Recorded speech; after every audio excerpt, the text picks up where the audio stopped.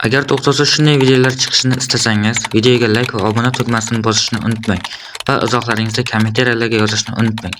Izohlaringiz biz uchun muhim. Dengizning tubida, cheksiz va qorong'u suvlar ichida ikki ulkan mavjudot hayot-mamot jangga kirishgan.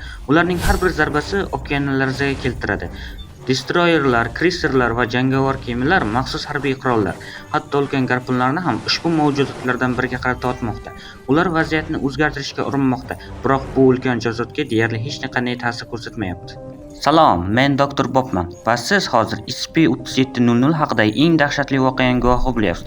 Bu hodisa urush to'lqinlari deb nomlanadi. SCP-3700 bu SCP fondi tomonidan aniqlangan Shimoliy dengizda joylashgan diametri 800 km bo'lgan ulkan aylana hududdir. U Islandiyaning janubiy-sharqiy qismidan pastda, Buyuk Britaniyaning shimolida joylashgan bo'lib, uning ichiga Farer orollari, Orkney va Shetland orollari ham kiradi. Bu hududning eng dahshatli jihati dengiz tubining g'ayritabiiy chuqurligidir. U taxminan 5 km pastga tushgan.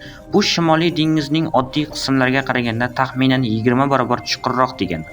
SCP-3700 hududida doimiy ravishda g'ayritabiiy hodisalar sodir bo'ladi. Kuchli bo'ronlar, yer silkinishlari va boshqa tushunarsiz tabiiy buzilishlar. Bularning barchasi ikki ulkan mavjudotning o'zaro to'qnashuvi sababli yuzaga keladi. Ular SCP-3701 va SCP-3702 deb nomlangan.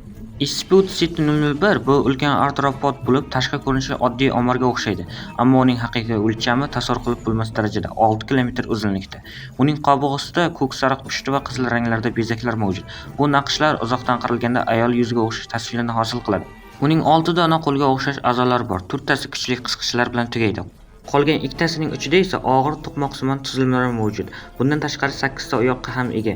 Uning bosh qismida 4 ta ko'z joylashgan bo'lib, ular uzun poyachalar uchida turadi va yorqin to'q sariq rangda yonadi. SCP-3701 ning qobig'i jiddiy shikastlangan. Yoriqlar, chandiqlar va hatto ichki yumshoq to'qimalari ham ko'rinib turgan katta teshiklar mavjud. U SCP-3702 ga qarshi kurashda foydalanadigan bir nechta g'ayritabiiy qobiliyatlarga ega.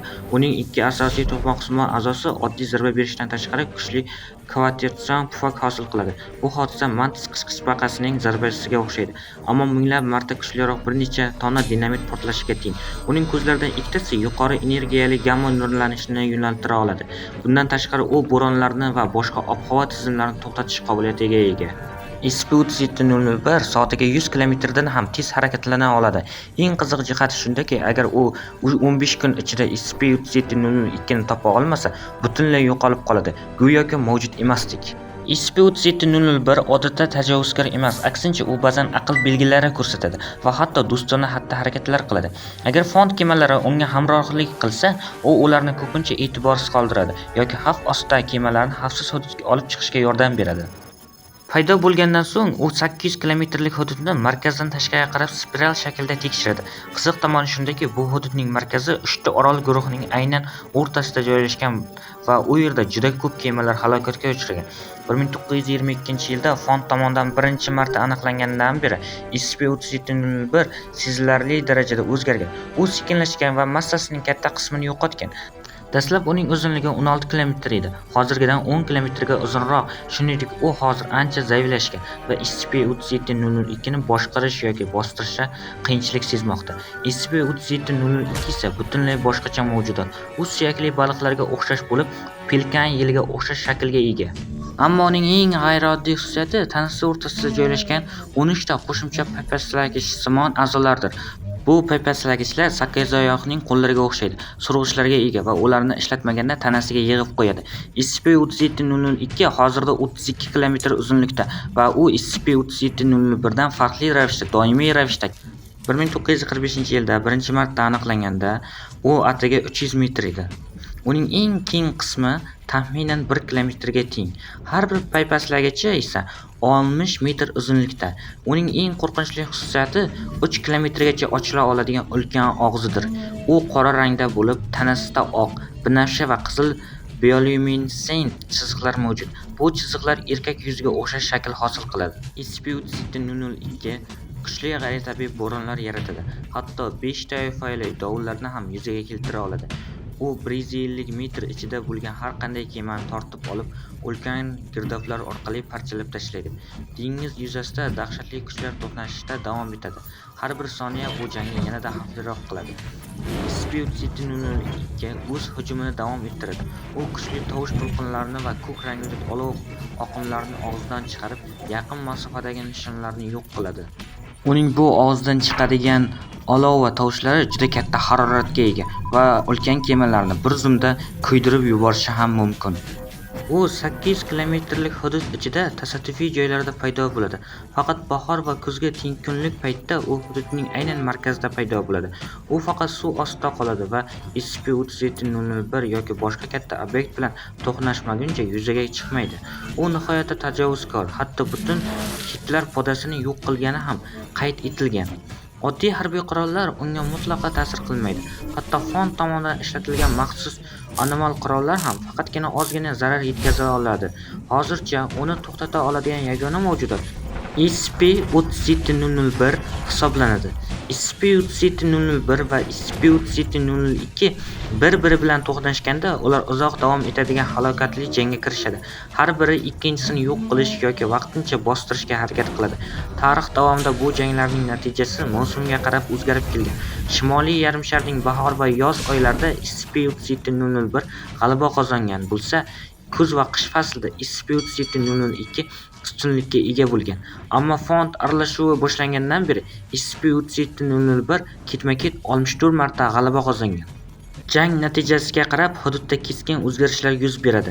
Agar SCP-001 g'alaba qozonsa, hududdagi barcha kuchli bo'ronlar darhol to'xtaydi. Ekinlar hosildorligi 2 barobar oshadi. Dengiz hayoti esa 3 barobar tez ko'payadi. Biroq bu holat planktonlarning haddan tashqari ko'payishi tufayli ekologik muvozanat buzilishiga olib keladi. Shu bilan birga orollarda eroziya tezligi 5 barobar oshadi.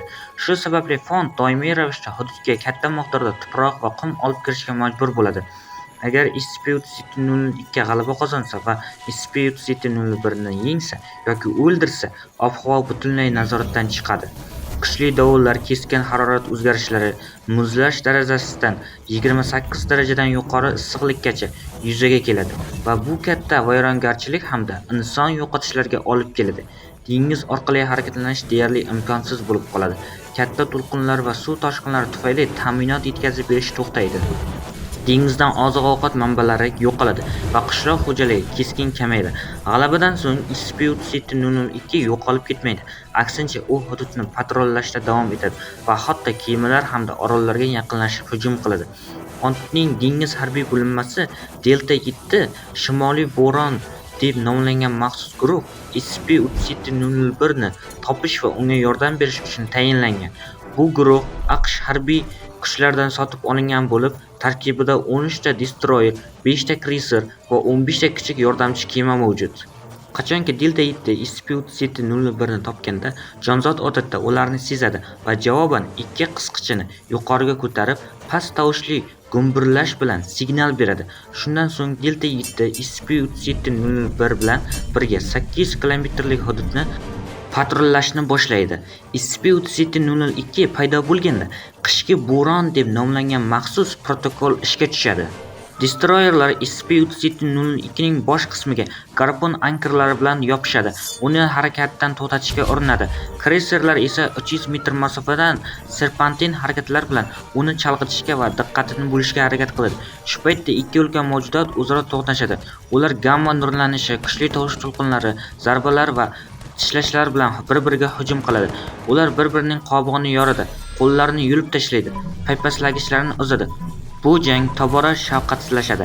Oxir-oqibat ulardan biri harakatsiz holga kelib, dengiz qa'rida asta-sekin parchalanib ketadi. Agar SCP-002 g'alaba qozonsa, tumult loyihasi ishga tushiriladi va maxsus choralar boshlanadi. Birinchi navbatda 8 kilometrlik hudud ichida barcha harbiy va fuqarolik kemalari darhol evakuatsiya qilinadi. Keyin barcha savdo va parom yo'llari kamida 6 oyga to'xtatiladi yoki yo'naltiriladi. Quruqlikdagi suvga oid mudofaa tizimlari faollashtiriladi. Havo kuchlari SCP-002 ni kuzatishni va unga qarshi harakat qilishni davom ettiradi. Boshqa guruhlar esa SCP-001 ning qayta paydo bo'lishini izlashadi. Vaqt o'tishi bilan ma'lum bo'ldiki, SCP-001 asta-sekin jismonan zaiflashmoqda.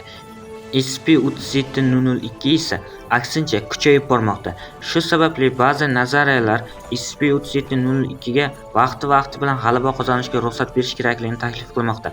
Hatto bu hududdagi aholi uchun og'ir oqibatlarga olib kelsa ham. Hozircha bu reja tasdiqlanmagan, ammo agar SCP-3702 haddan tashqari kuchayib ketsa, SCP-3701 uni endi hech qachon yenga olmaydigan holatga tushishi mumkin. Bu esa butun tizim uchun eng katta xavf bo'lib qoladi. Siz Dr. Bob fayllardan yana birini tomosha qildingiz. Obuna va like bosganingiz uchun rahmat.